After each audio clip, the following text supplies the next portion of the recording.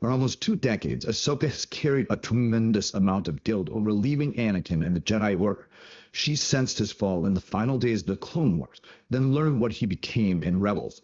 And although she spent a long time in denial, she has ever since felt that this was all her fault, that if she had not walked away, she could have saved him from the dark side. In Episode 5, we see Ahsoka reunite with Anakin in the world between worlds. There is much debate about whether this is the ghost of Anakin, merged with the Force as we saw Obi-Wan and Qui-Gon, or a projection of her own psyche, experienced as she is basically drowning in this ocean of Cetos. But I truly believe that this is, in fact, the Force itself speaking to her, because I believe the true lesson here is one that the Force itself needed her to learn, to live or to die, but in a different sense.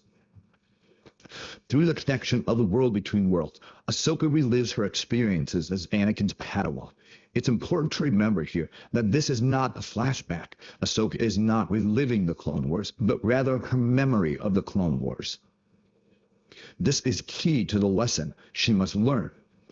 In her reliving of the Battle of Ryloth, Anakin tries to explain to her why she was trained the way she was. The galaxy is at war, and the Jedi must lead that fight. Ahsoka then asks the question at the heart of what Anakin is trying to teach her. Is that all I'll have to teach my own Padawan one day? How to fight? This recalls Rian Johnson's statements. The Force is not a superpower. It's not just a tool to beat an enemy with. And this is the core of Ahsoka's inner struggle, where she fits in the lineage of the Force, what her place is among masters and apprentices. Anakin is trying to get her to understand that what she was taught was a product of the times, not the definition of who she is. But it doesn't sink in, as she immediately wonders if all she'll have to teach her own apprentice is fighting, because that's all she was taught herself.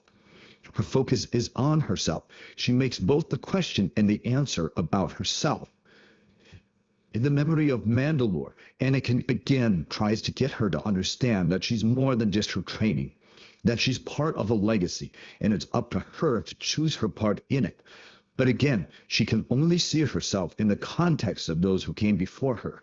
She says her part in that legacy is of war and death, because she blames herself for Anakin's fall and all the destruction he then caused as Darth Vader. Once again, she fails to understand the lesson, and once again, Anakin goes back to the beginning. Live or die. Because the true lesson the Force needs Ahsoka to understand is not living or dying in the literal sense, but in the existential one. Ahsoka has felt defined by those who came before her and has left her trapped in a cycle of self-destructive behavior, unable to carry on the legacy of the Force. The Force needs her to understand that she is not just trapped being the broken inheritor of a twisted legacy, but is free to choose what the next step in that legacy will be. That she can redefine that legacy and redefine herself.